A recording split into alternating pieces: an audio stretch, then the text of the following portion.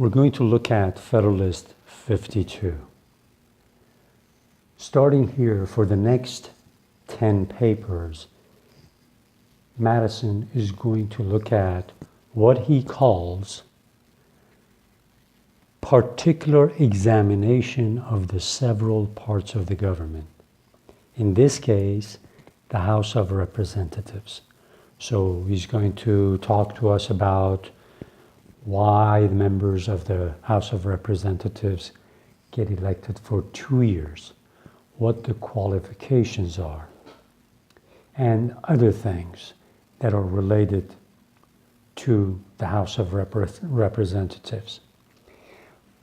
But when we read this paper, as far as I'm concerned, there are a couple of important things, but one of them is definitely extremely important. Without it, I personally think American Constitution would not be worth a dime.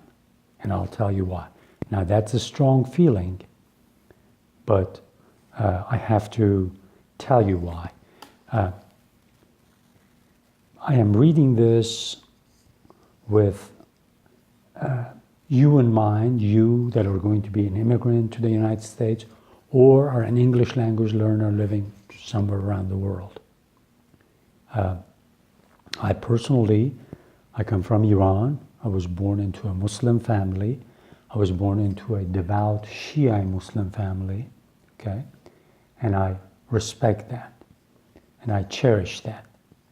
However, the most important part to me of living in the United States is the freedom of expression, has to do with the First Amendment, and also freedom to practice my religion or not to practice my religion according to others people's likings. The reason this paper is very important, I think, let me read actually the little part that will talk to us about this. Number one, he says, to have reduced the different qualifications in the different states to one uniform rule would probably have been as dissatisfactory to some of the states as it would have been difficult to the convention. I'll read more of this later on, but here he says that we had to make a compromise, and members of the House of Representatives, the electors, the people whom the state will elect the members of the House of Representatives, will have the same qualifications that you in different states need people to have to vote for the lower house of your legislature. Now keep in mind, states back then were different. They needed different property requirements. All of them but one at that time did not allow women to vote. And even that one took the right away after a while, take the right of suffrage away from women. Of course, a lot of people with no property at all could not vote. Enslaved people, no way, okay? So keep that in mind. They were very different, extremely different. So that's one important thing to keep in mind. Another important thing to keep in mind, if you recall on some of the maps that I've shown you in some of these videos, I've put the map of the United States, and I've always said, don't think you're living right now. When you're reading the Federalist Papers, the Constitution, the first part of the Constitution, remember that these people, it would take them a long time to travel. And distance of 50 miles, if you had a good vehicle, okay, good coach, stagecoach back then, to travel in, would take you 15 hours or something like that. So distance really, really matters, because here he's going to be talking about why we decided to go with 2 years for the terms of representatives in the House of Representatives. So always keep that in mind. Distance, there's no roads, no cars, no steam engine, nothing like that. Okay? The fastest you could go is on land would be on a horse.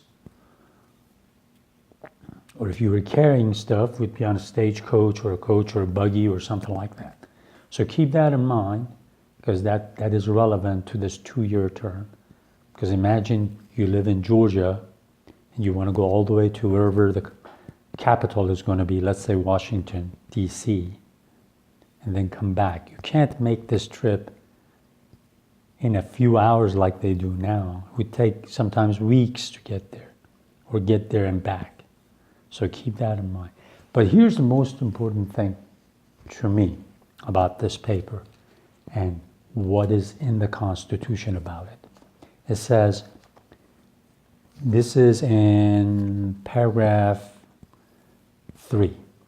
Under these reasonable limitations, the door of this part of federal government is open to merit of every description, whether native or adoptive, whether you were born in the United States or you adopted this country as your country, you got naturalized, whether young or old, and without regard to poverty or wealth, or to any particular profession of religious faith. That's the most important part for me, because your religious background can be anything, and you can be elected to the House of Representatives here, he says. And I think that's the most important thing to remember. Now, I am not a fool. I have lived in the United States for 40 years, and I've been around all sorts of people. If I were to run for office, even in a place like where I live right now, my chances are very slim to win on a district level, because my background says I'm a Muslim. But it doesn't mean that all people are going to be prejudiced against me. There's a small minority that will probably tilt the balance against me. So I'm not naive about it.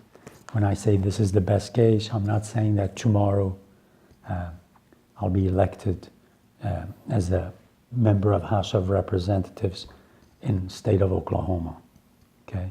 But I'm saying that in the future, near future, it will be, I will be able to. But the most important thing is that the Constitution does not bar me from running. The Constitution does not disqualify me. It's only the prejudices of the people. And people will learn, their mind and their heart will grow larger and wider, and they'll eventually accept some of the people that they would be prejudiced against. That's a given. But this part, which comes directly, it is stated in Article 6 of the United States Constitution, is the most important, one of the most important parts of this Constitution. In Article 6 of the United States Constitution, a part of it says, both, this is talking about the people who run for federal office. And then he comes to both of the United States and of the several states shall be bound by oath or affirmation to support this Constitution. But no religious test shall ever be required. When he uses the word shall, just like the First Amendment, which means don't even bring it up. It doesn't say bring it up, put it to a vote. You can't do that. It says no, absolutely not. Shall ever be required as a qualification to any office or public trust under the United States. In other words, if you are a religious, Jewish, Muslim, Christian, Baha'i, Hindu, Buddhist, Confucianist, and even atheist, you can run for office. We know it's hard to do that in the United States right now, okay? It's just a fact, especially some parts of the United States. But the most important thing is that this Constitution does not disqualify you. Maybe people's prejudices disqualify you. And that's what sets this Constitution, even 200 some years old, totally apart and above anything else that was available then, and it is available now for the most part. Now, there are some countries that have excellent constitutions. I'm not going to go there, but looking back then, these founders, especially Madison, we know Jefferson was not there, but they were deeply influenced, same people, by the same view of what the reality is on the ground, where when one particular sect of Christianity they had the upper hand, how they would treat the other sects. So they wanted to make sure that they would not disqualify other Christians from running for office. And now it applies to us. They were wise. They didn't say Christians are okay regardless of whatever sect, and then non-Christians are not. They said, even though the state constitutions did, some of them did, okay? But in the federal constitution, it says, doesn't say anything about Christianity or any religion. It just says you are not to look at a person's religion when he runs for a federal office.